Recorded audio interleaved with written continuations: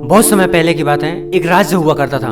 उस राज्य में एक राजा था और राजा बहुत ज्यादा शक्तिशाली और ईमानदार और बहुत ज्यादा गर्वशाली था।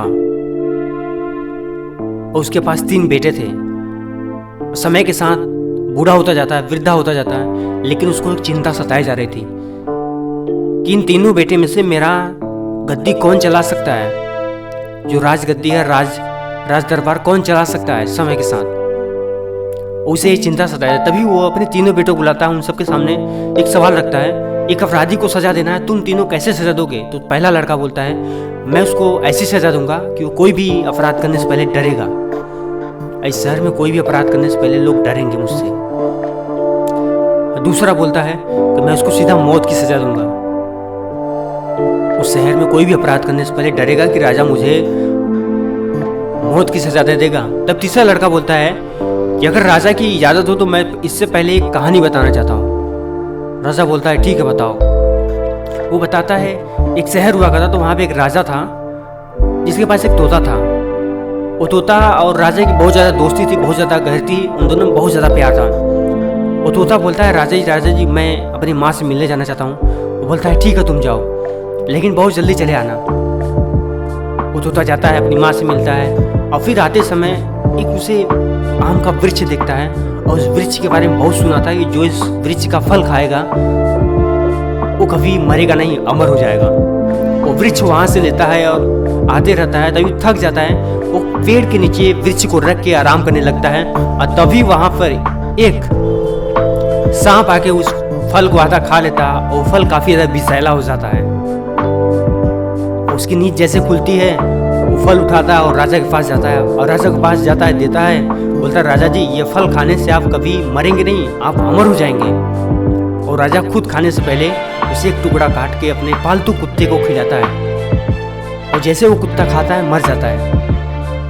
और राजा एकदम ज्यादा चौंक जाता है और बिना कुछ सोचे समझे वो तोते को मरवा देता है और उस फल को बहुत दूर फेंकवा देता है।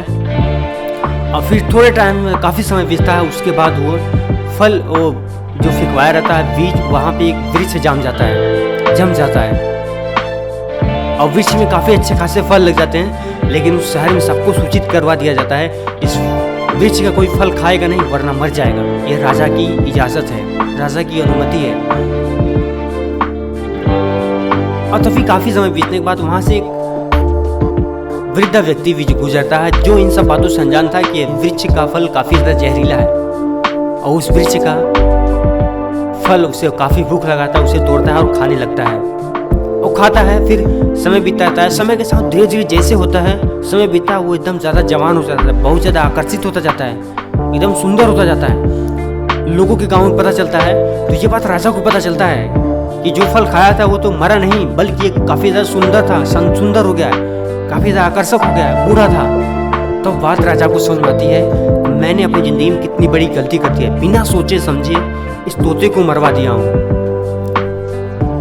तब वह लड़का बताता है कि इसी तरह मैं उसकी तरह नहीं करूँगा, मैं कोई भी फैसला लेने से पहले उसमें 10 बार सोचूंगा इसके साथ क्या किया जाए, कि इसने गुनाह क्या किया है। इस कहानी से वो राजा बहुत ज़्यादा प्रभावित होता है। तब वो राजा अपने इसी तीसरे बेटे को राजगद्दी सौंपता है। दोस्तों मैं इससे आपको यही बताना चाहता हूँ, कोई भी बात बोलने से पहले, कोई भी निर्णय लेने से पहले आप उसके बारे में अच्छे से मंथन कर ले।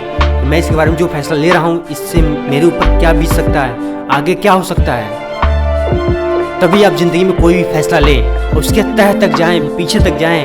अगर ये व्यक्ति कोई भी गुनाह किया है, कोई भी अपराध किया है तो उसके पहले क्या वजह था, किसकी वजह से किया है, कहीं ऐसा तो नहीं कोई और वजह किया है, कोई और वजह था। मैं इसको बिना कुछ सोचे समझे, बिना सही फैसला लिए मैं उसको सजा नहीं दे सकता हूँ। उसी तरह आप दोस्तों अपनी ज़िंदगी में कोई फैसला ले बहुत सोच समझ के ले, जिसकी वजह से आपकी ज़िंदगी चंद मिनटों में बदल सकती है, चंद मिनटों में आपकी ज़िंदगी बर्बाद हो सकती है।